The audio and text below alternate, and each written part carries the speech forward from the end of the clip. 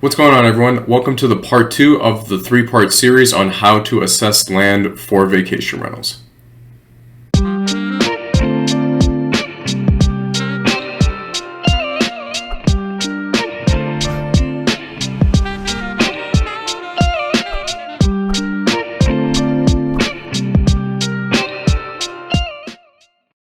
Welcome back, everyone. So my goal with this part 2 video is to take you guys onto my computer and show you guys how I assess land before I even go out to the actual land. So right now we're going to hop on my computer. I'm going to screen record everything, and I'm going to show you guys exactly what I do to assess land. So the very first thing I do before I even start looking at the aerial maps and sort of trying to figure out like zoning laws and stuff is I hop onto Google. So usually before this you'll have like access to the MLS through either a real estate agent, or if you're just like looking on Zillow. The MLS, the multiple listing service, is a little bit more detailed than the actual like Zillow, like just hopping onto Zillow. I usually, like most MLS systems now, allow you to be like email subscribed to your agent, and then you can see any land or any type of listings that come through what are listed on the MLS. So from there, I usually create like a list of like 10 to 15 properties that I'm interested in. And so like right now we're going to look at a property that I purchased in February. We're going to go to maps. And my goal with the land I purchased here in Asheville, North Carolina, is to be within about like 15 to 20 minutes of the actual city. We can't operate vacation rentals currently in Asheville, like in the center of Asheville. So we build our properties on the county, like in the county outside of the city. So I'll take the land that I'm looking at. It's usually just the street address, so this isn't going to be exact because since it's raw land, it doesn't have an actual address. So I go off of the actual road. So this won't be exact. And then I go to directions, and then I'll go here and I'll type in the city that you're operating in, or the city that people usually visit. So for us, it's Asheville, North Carolina. And here you can see that it's about 25 minutes away. Now, I know where this land is actually located. It's located about like right here-ish. Instead of being all the way to the like halfway up flat top, it's about right here. So we fall within like that 20-minute mark.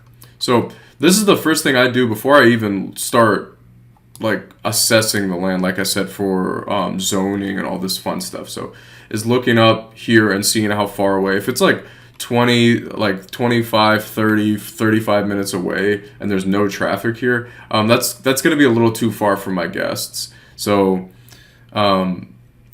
some multiple listing service systems allows you to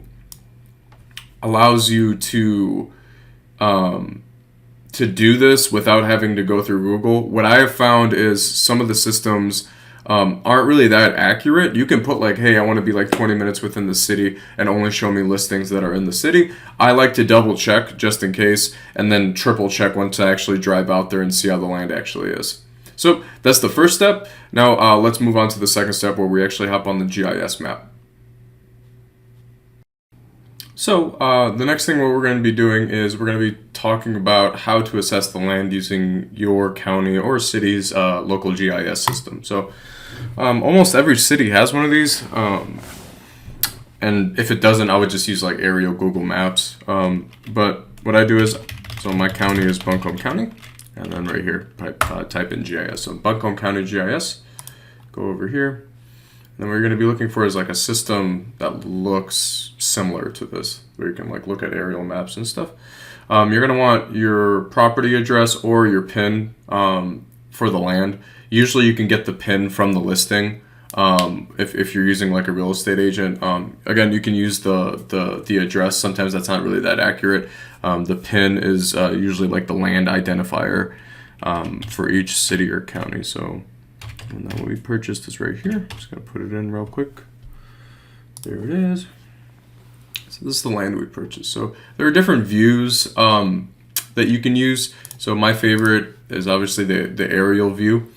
And yeah, I just wanted to talk about this land a little bit talk about how to assess the land when you're on your computer. So my favorite thing about this land right here is this double laned state maintained road. So the reason I really like this, and it's connected to the land. So it's like, boom, you go right here, and then you go, we're actually going to be putting a road in right here. But it's connected. It's connected to a road. We don't have to build a road or put a road in or anything. It's literally right here, and that's my favorite thing because we're gonna be having we're gonna be building 4 properties, 4 cabins that are all gonna be Airbnbs on this land, and that's gonna be a lot of guests going through this road too. So you want to make it as easy as possible for your guests when they're driving up to the cabin, because you got to think about their experience. Like, this is their more than likely the first time to your cabin, so you want to make it as easy as possible for them. So, and then another thing I like to look at is just like access. So this line's a little bit weird because it's not like a perfect square or anything, but it does give us some privacy here. You can also, most GIS systems have like different things that you can go into right here. I like to look at like contour lines, and what contour lines are essentially like elevation. We live in the mountains here in Asheville, so it's very important to know what your land looks like before you go out. So here, it's a little steep in some areas. It's not terrible. You can see like the closer that these lines are, the more steep it's going to be. So here it's not that steep, and then here, like over here where the lines are like super close, that's going to be way steeper. Here is not terrible. You can also see like this is the 2,500 foot elevation where we sit at here in Asheville. But yeah, you could sort of see how the elevation looks like. Now, if these lines were like crazy close together, I wouldn't even consider like going out and looking at the land. But yeah, contour lines, one thing that you can look at your GIS system. You can go over here and sort of also look at different things like the acreage. How much acreage there is, and you can verify that with the listing, say like that your agent sends you over. And I've had it happen a lot where this number, this 4.7 acres, did not match with the actual listing, and you need to verify that to make sure that you're actually purchasing the right piece of land, but also making sure that you're not like the seller's not overstating the land, like how much land you're purchasing. So that's the next thing I do. I look at like access, how easy it is to get to the land. Now, if this road wasn't here and this land was like over here somewhere, and this wasn't connected to a road like this, I wouldn't even consider it. So yeah, that's the thing. Elevations is important. Most maps can help you pull up elevation. So the next thing, what we're gonna do, we're gonna be looking at tax assessed value. So you can go over here to your property card. Wait for it to load up. You can see your total tax assessed value. Now, some counties, this is a separate website where you actually have to look up like you have to type in like tax value, and then you just put your county in. But here, so we purchased this land. Being completely honest with you, we purchased this land for $50,000. Our goal usually when we're purchasing land is to purchase it under tax value. That isn't always the case. Sometimes the land is really good where we feel like it could appraise for more. But we know that in our area that land tends to appraise for about double what the tax value is currently. Now that's not going to be the case everywhere you go. That's just here. By purchasing at below tax value, just like a single family house, you're going to get a way better deal on the land, especially when you go like if you're trying to get a loan on the land or trying to get a loan to build. This number is going to help you a lot when it comes time to getting the land appraised. So that's another thing to look at. This is a really good negotiation tool too, because say if they're asking for like $200,000 and it's only taxed appraised for like $52,000. You sort of have some leverage there. So that's how to assess the tax value coming off of the GIS here. And then the next thing we're going to do is I'm going to pull up my zoning maps, and I'm going to show you how to look at that because that's super important. So pulling this up again, you can find this on your county website, your city website. But what we do is I've memorized, or at least I've read through this entire thing. where the county I live in, it's really not that bad. It's like 100, or it's like 94 pages. Some cities is like Detroit, where I'm originally from, is like thousands of pages. But you want to find the zoning map. This Buncombe County, where we're at, has a really cool like zoning map here that shows you the specific things that are like permitted in the area. So if you scroll down here to short-term rentals and vacation rentals, you can see the different zoning codes that are permitted. So like here, here, here, and here. And just to keep in mind, there is a difference between a vacation rental complex and a vacation rental. Vacation rental is just one. And then a vacation rental complex is like anything in my county. It's over 3, so you have to get a separate license. So P means permitted, C means conditional use. So that means you would actually have to go out and like get an application to make sure and go in front of a board for it to get approved. So this is super important to know like where vacation rentals are permitted like in the land that you're purchasing. So going back here, we are actually in open use for the land that we were just looking at. So you can see that it's perfectly permitted here in open use. The way you find out where that where the zoning is usually in the listing from the agent. I'm pretty sure you can also find it on like the GIS system. I think you like go into somewhere in here. Somewhere in here will tell you like what the actual zoning is. We've always, again, it's always been super easy to just find out through the MLS. Also, what's important that I just saw here is to make sure that your land is not in a floodplain. Usually, a lender will not, or an insurance company will not insure the property if it's in a floodplain, or they will, but it'd be way more expensive to insure it. So the last thing I like to do is actually look up some of my neighbors, like where if you're digging a well or putting in a septic system, you can sort of figure out roughly where your neighbors had to dig, how far down they had to dig for their well. This isn't an exact science. I've already mentioned that I've seen like neighbors that were right next to each other dig like an extra like 200 feet, and they were like right next on the same exact elevation.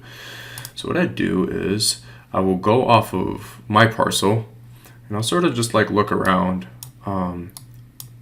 Some of these houses are older here, so their system, their permits are not going to be on file, or at least they're not going to be on our system. I know that this one, there's actually a home here, and I go and pull the PIN, the property number.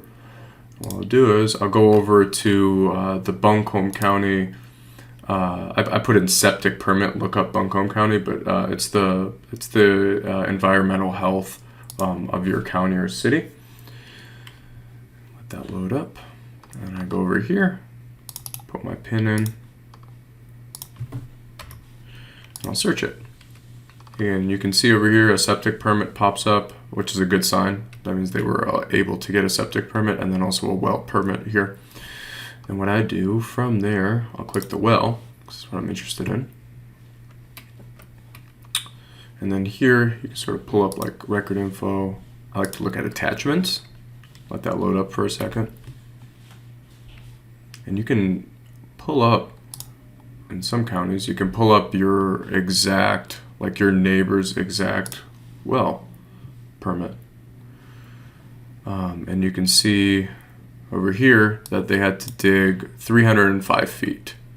Now, us knowing that we're probably a little bit higher up, that we're probably gonna have to dig a little more, but it gives you a general estimate to know exactly like how far down you have to build or dig, which is good for like budgeting and stuff. Always budget on the high side when it comes to wells. So the final thing I want to show you guys, this is actually done after, during the due diligence, after you actually go under contract on the land, is if you're building in the mountains, I'd recommend getting a soil scientist out there to sort of, it's called perking the land, where you you have someone go out there and sort of just do like a soil test to make sure that the soil is good enough to be able to take a septic system. So that's essentially what this looked like. They just do a couple bores where like it's a hand bore where they put in the ground and sort of test the soil. You guys don't have to read all of this, but it's just essentially a stamp saying that like recommending like what type of septic system to put in here, and then what the soil scientist will actually do. My wife always laughs when I say soil scientist because it's like you don't really think of like soil scientist, but it's real. And you can see like we're putting a property here and a property here, and then our septic field's going to be right here. They sort of feed into each other, which is something that you can consider. That's what we wanted, but the soil scientists sort of placed that. And then the final thing is, if you're building in the mountains, I'd recommend getting a landslide consultant, which is what I talked about in the part 1 of this in this series. And what these people do, this was one person named Steven, is they sort of they'll look at the land very detailed, and they'll sort of place the property. So here we're building 2, and then next year we're going to build another 2. These are actually going to be tree houses. But I had him sort of, this line right here is his recommended area of where to put a road in, which is what I had asked. You can see like elevations here that this is relatively pretty flat compared to the rest of this. And yeah, I actually absolutely love this because it made my builder's job and my job way easier. Because when it comes to permitting, these graphs help to show exactly where our properties are going to go. Because sometimes the GIS is not exactly completely accurate. This is LiDAR data, which is very, very, very detailed stuff. So yeah, that's everything I wanted to show. Again, this is exactly what I do, my process when I'm looking at land on my computer prior to going out to the actual land. So I hope you enjoyed this video. If you have any comments, questions, please feel free to leave them below. I'll be doing the part 3 to this video in the next couple weeks, where we actually go out to this piece of land and actually look at exactly what we talked about here, but like in person, and show you guys what we have planned for this piece of land. So I hope everyone's staying safe, and I'll see everyone on next week's video. Thanks.